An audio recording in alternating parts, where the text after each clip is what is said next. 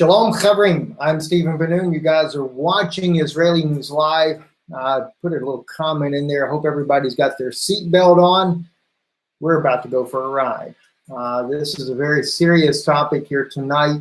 We're going to be looking, of course, at Israel's strike in Syria. And of course, as the title, kind of very difficult to figure out how to actually make this title, because I'm going to share with you some of the clip from Siman Tov, who was on Israeli News Live via phone interview a few weeks back, and where he talks about what the plan is for a peace process and Israel with no borders.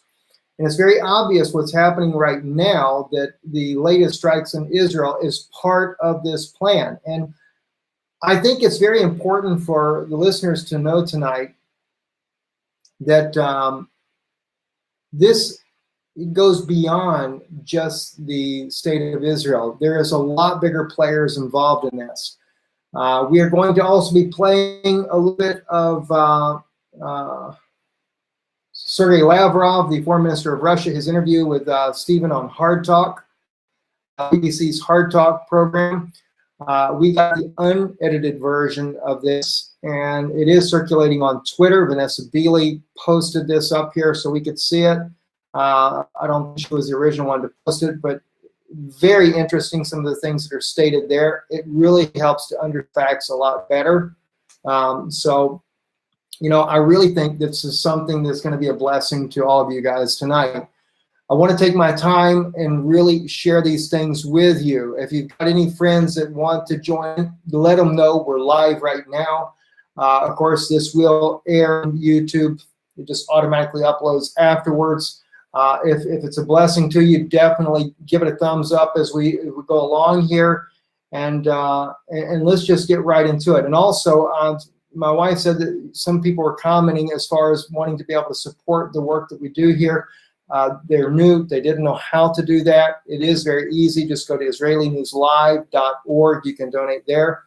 Our address doesn't appear on the live broadcast, but that's all right. You can always, we do have an address. Look at some of the older videos there. At the end of the videos there, we have our address in the United States as well as in Europe that you can help if you'd like to help. We appreciate that very much. Anyway, blessings to all of you that are watching. It is kind of nice to get to see you guys commenting there, but I have to pay more attention to what's going on. So I need to really get more focused here, and so that we can get right into this broadcast tonight. As you guys already know, we brought it out this morning on the broadcast. I spoke about coming on tonight at 10 p.m. Our time here, but we are early. And I'm early mainly because there's just so much going on and a lot to cover, and we need to get right into it. Syrian air defenses repelled missile strikes targeting 2 air bases, according to the media. That's RT is speaking about the media there in Syria. That was from last night. And by the way, I will stay up late tonight just to try to get an idea of what's going on. Because it seems like every time I go to sleep here, then Israel's already struck again, or the United States has struck, or somebody has struck something else. But we want to look at why this is happening and try to uncover what's really going on. And is it going to happen again? Yes. We're going to also be looking at the chemical weapons attack, because Sergei Lavrov, in the interview with Stephen on Hard Talk, is really grilled about that issue, and his answers, well, I'm sure they didn't air everything he said, but anyway, very interesting. So anyway, the Syrian air defense systems have downed missiles after what have been a new Israeli strike, according to media reports. The attacks reportedly targeted the Sharat Air Base in Homs province and Al Damar base northeast of Damascus. Up to 10 missiles were destroyed by the Syrian armed forces, the military source told Sputnik. The Syrian air defense manages to intercept some of the projectiles, according to the Sana reporter. Meanwhile, the Al Mayadeen news outlet is claiming that 6 missiles were downed on their way to Sharat, as well as 3 others targeting the military airfield near Damascus. The strike caused no physical damage or casualties, according to Al Mayadeen. Now, According to the early reports we've seen this morning, there were Russian advisors at the base there to the east of Damascus, because this was after this incident that they were dealing with in eastern Ghouta, and one reason why they actually had people there.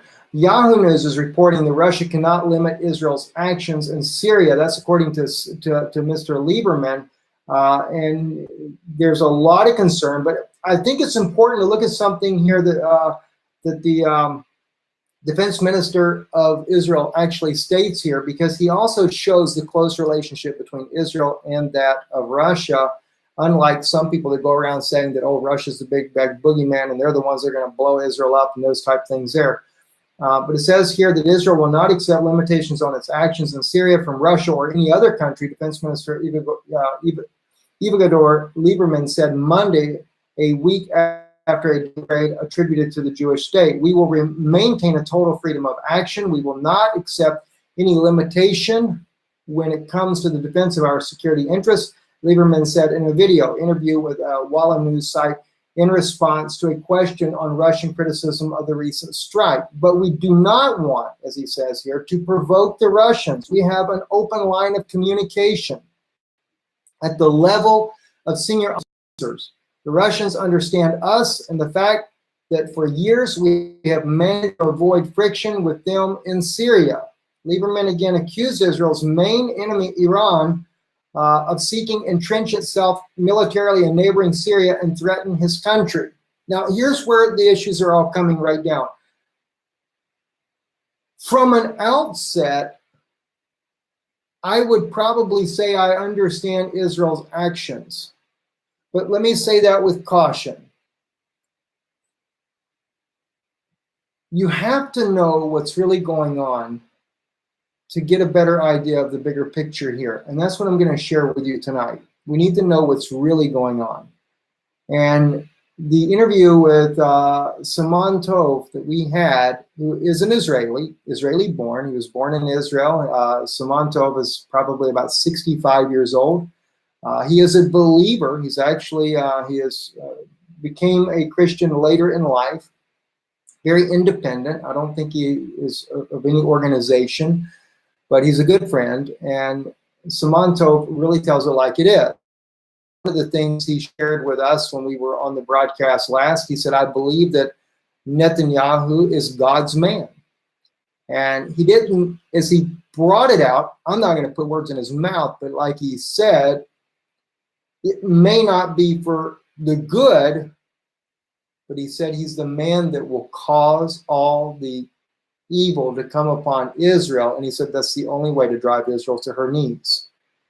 So he even shared with me that what Netanyahu will cause will bring about the war that will kill 2/3 of the Jews in Israel. That's very sombering, very sombering. And Simon Tov came on right during the peak of the different accusations against Prime Minister Netanyahu, still ongoing investigations there with him for corruption in Israel. I know some people make light of it, just as, over cigars, expensive wine, things like that, are gifts that he's received. But even since the interview with Simon Tov, it's gotten much broader in affecting the largest, Bezik, the largest internet provider in Israel. Favorable coverage, news issues, all kinds of things like that. And in my opinion, too, I have to say, Prime Minister Netanyahu has not done anything more than what Pope Francis has done when he met with the head of Google. And then the next thing you know, all the favorable coverage on the Vatican is what appears at the top of the Google search engines now, and all the negative things about the Vatican are very difficult to find, if you can find them at all. So Prime Minister Netanyahu has done nothing different than the Pope of Rome has. Interesting, isn't it? Or that of the United States, in fact. But what's really going on is much deeper. And a lot of times people look at Israel and they say, well, Israel is the cause of all the woes in the world. And that's not necessarily true.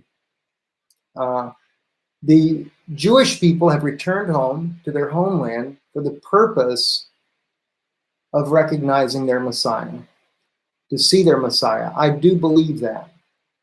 But as far as the government itself, the government is not the representation of the true Jewish people that have returned home to see the Messiah. Although the people that have returned home, naturally, they vote, they have put the government into power. I understand that, I agree with that. But you have to remember, for those that believe that Yeshua is the Messiah himself, then we would have to take it in regards to Israel then is still blind to who the Messiah is. So they're still prone to make the mistakes that they're making. But then again, so is the United States, and they're supposed to be a Christian nation. And the Christians have put Donald Trump into power and make some of the mistakes ever on planet Earth now. We're killing more people in the name of God than any nation on the planet. I mean, this is how terrible it is. And you know, and guys, you know, I mean, all right, let's get into the facts of what's going on here. Now, Russia, Sputnik has brought out the article.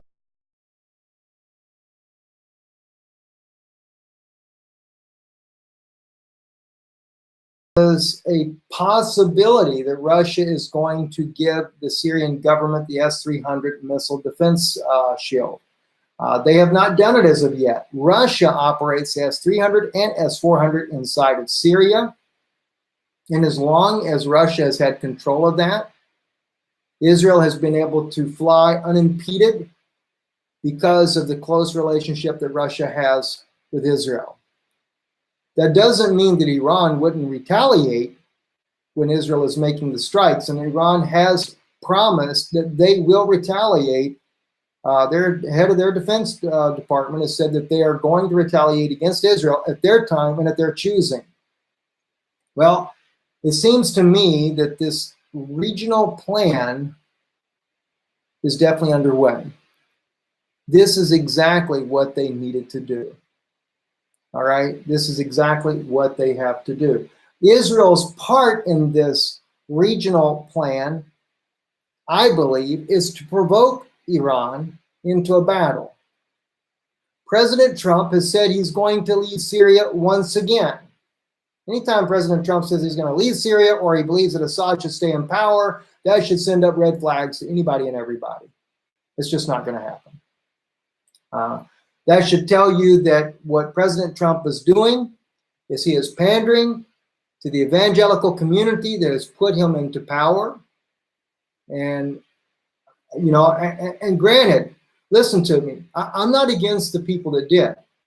You know, I mean, let's look at the fact. What did we have for, well, she would have already blown up the entire Middle East for sure and went into a war with Russia immediately. You had the old guy there, can't think of his name right off the top of my head, but he goes and meets with the Pope. And so, you know, he definitely wasn't a good choice either, you know.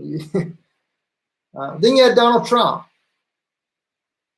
And in the beginning, when Donald Trump and his running mate were running for office, I was critical of him, because his choice for vice president, being a former, not a good situation. I realize that he became an evangelical, but what is the difference? We've already found that out. What's the difference?